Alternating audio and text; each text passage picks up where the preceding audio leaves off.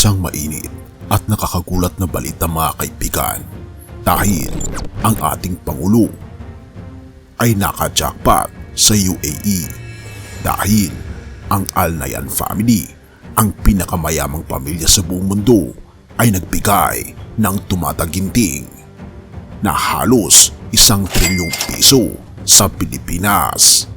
Oo, you heard it right mga kaibigan. Ano nga ba ang nangyari? Bakit sobrang nagtitiwala ang leader ng UAE na si Sheikh Mohammed bin Zayed Al Nahyan kay Pangulong Bongbong Marcos?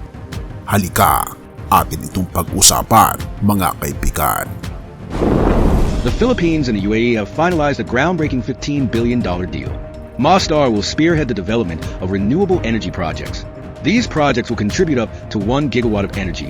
The renewable energy projects are set to be completed by 2030. Sa dami ng problema ng bansa, mula sa kuryente hanggang sa trabaho, madalas nating naiisip, meron pa bang pag-asa?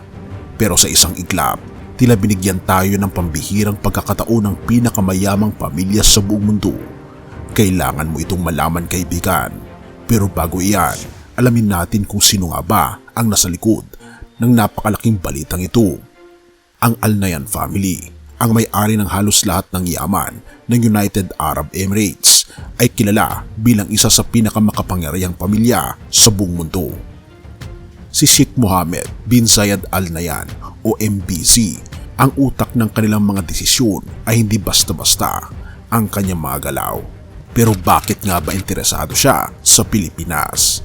Ang sagot, isang pangalan, PBBM, Pangulong Bongbong Marcos Jr. Sa ilalim ng liderato ni Pangulong Bongbong Marcos, muling napansin ng mundo ang Pilipinas. Pero hindi ito nangyari ng biglaan. May mga usapan, planuhan at higit sa lahat, may tiwala. Pero ang tanong, ano ang naging kapalit ng tiwalang ito? Hintayin mo lang kaibigan dahil ang sagot ay hindi mo akalain. Kamakailan lamang pumirma ang Pilipinas at Masdar, isang higanteng kumpanya sa clean energy mula UAE ng kasunduan. Ang halaga, $15 billion o 879.37 bilyong piso. Oo, tama ang narinig mo kaibigan. Pero sandali lang, hindi lang ito tungkol sa pera. Bakit mahalaga ito? Ang sagot ay simple, renewable energy. Hindi na sikreto na ang Pilipinas ay nangangailangan ng mas mura, malinis at mas maasahang enerhiya. At sa tulong ng Masdar, makakamit natin ang layuning ito. Ngunit paano nga ba magagawa ito? Una, magtatayo ang Masdar ng 1 gigawatt na kapasidad ng clean energy ng solar at wind sa Pilipinas bago mag 2030. Kung hindi ka pa rin makumbinsi kung gaano ito kalaki, isipin mo na lang ang 1 gigawatt ay kayang magbigay ng kuryente sa halos 1 milyong tahanan. Pero may catch, may isa pang lihim na plano ang Masdar na makakapagbigay ng mas malaking benepisyo. Mamaya, sasabihin ko.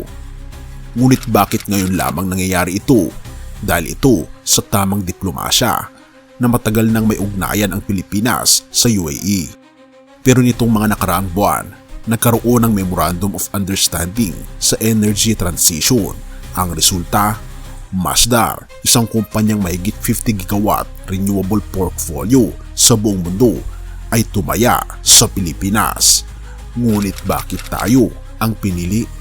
Dahil sa bagong pananaw ng gobyerno ni Pangulong Bongbong Marcos, ang layunin na maabot ang 35 na renewable energy sa power mix bago ang 2030 ang nagbigay ng kumpiyansa sa UAE.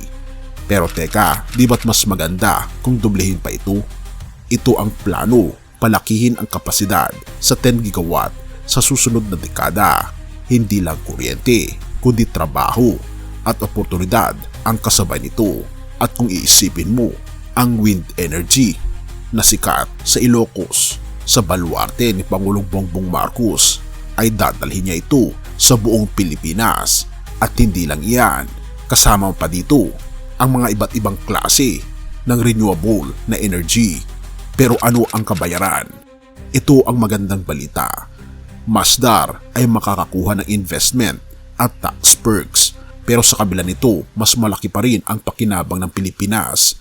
Ang usapan ay hindi lamang sa pera o enerhiya, kundi sa pagbuo ng mas matibay na relasyon sa isa sa pinakamayamang bansa sa mundo.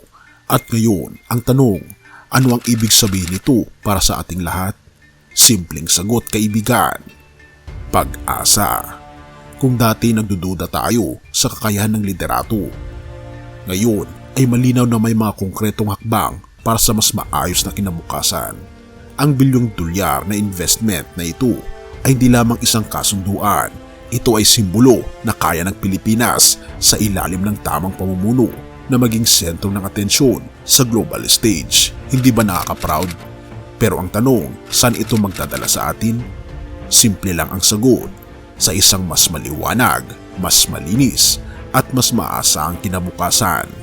At kung naabot natin ito, ang Pilipinas ay hindi na lang kilala bilang Pearl of the Orient Seas, kundi bilang isang bansang nakaposisyon para sa tagumpay. Kaya ngayon, kaibigan, ano ang masasabi mo? Ang tanong na meron pa bang pag-asa ay may sagot na. Oo, meron na, kaibigan. At ito'y nagmumula sa tamang liderato at tamang desisyon. PBBM at Chic MBZ, jackpot na partnership. Purihin ang ating Panginoong Diyos. Mateo 19 verse 26. At sinabi niya sa kanila, ang lahat ng bagay ay maaari sa Diyos. Tulad ng ipinakita sa kwento ng pakikipagtulungan ng Pilipinas sa UAE, ang mga tila imposibleng pangarap ay nagiging posible sa tamang liderato, pagsusumikap at pananampalataya. Ang ating Panginoong Diyos ay nagbibigay ng mga pagkakataon sa kanyang mga anak upang maabot ang mas maliwanag na kinabukasan. Ang pagpasok ng malaking investment sa renewable energy ay hindi lamang tagumpay sa ekonomiya, kaibigan, kundi paalala rin sa atin ng ating Panginoong Diyos na may nagbubukas na pinto ng biyaya para sa mas maraming tao. Sa ating paglalakbay, naway patuloy tayong magtiwala sa Kanya na nasa Kanya ang lahat ng bagay ay maaaring mangyari at posible ang lahat dahil sa ating Panginoong Diyos. Purihin ang ating Panginoong Diyos at tayo manalangin. Ama naming Diyos na makapangyarihan sa lahat, na siyang umiibig sa buong sanlibutan, na siyang nagmamahal sa lahat ng mga Pilipino. Salamat po sa biyayang ipinagkaloob niyo at ibinuhos sa aming bansa. Sa tulong ng mga tamang lider at kaalyado, na ipakita niyo po na ikaw ang Diyos ng posibilidad at tagumpay.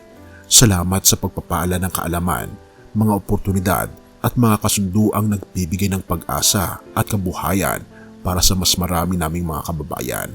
O aming Panginoong Diyos, dinadalangin namin ang patuloy niyo pong paggabay sa aming mga lider, lalo na kay Pangulong Bongbong Marcos, upang ang bawat desisyon ay maging makatarungan at para sa kapakanan ng buong bayan. O aming Panginoong Diyos, pagpalain niyo rin po ang UAE at ang Al Nahyan family na maging instrumento po sila ng pagbibigay ng biyaya sa aming bansa. O aming Panginoong Diyos, hinihiling namin ang iyong proteksyon at pagpapala para sa bawat nakikinig at nanonood ng mensahe ito. Gabayan niyo po sila sa kanilang mga sariling pangarap at layunin at ipakita niyo po sa kanila na sa iyo ay walang imposible.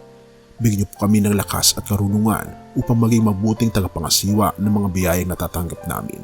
At laging alalahanin na ipokus ang aming atensyon hindi sa kayamanan sa lupa, kundi sa aming tunay na kayamanan na walang iba kundi ang aming Panginoong Kristo, na balang araw, Panginoong Diyos, ay makakasama namin siya sa langit na bayan kasama ng aming buong pamilya. Pinupuri po namin kayo at pinapasalamatan, o aming Panginoong Diyos, sa inyong pong pag-ibig sa amin, sa inyong pag-aalaga at walang sawang paggabay sa bawat isa. At salamat sa pagdinig ng aming panalangin at patawarin po kami sa lahat ng aming pagkukulang at pagkakasala, sapagkat ito may samot hiling sa matamis na pangalan ng aming Panginoon Jesus. Amen. Bago natin ipagpatuloy, kaibigan, siya nga pala ang Great Controversy, na isa sa mga pinakakontrobersyal na libro dahil tumutukoy ito sa mga propesiya sa libro ng Daniel at Revelation na nagaganap na sa panahon natin ngayon, bago ang pagdating ng ating Panginoong Diyos ay pinamimigay na namin ng libre sa pamamagitan ng PDF. At ito ay nasa limited lamang na panahon, kaya i-click mo sa description sa baba upang ma-avail mo kaibigan ang napaka-importanteng libro ito na magbubukas sa iyo sa mas maliwanag mong hinaharap. Purihin ang ating Panginoong Diyos at tayo magpatuloy.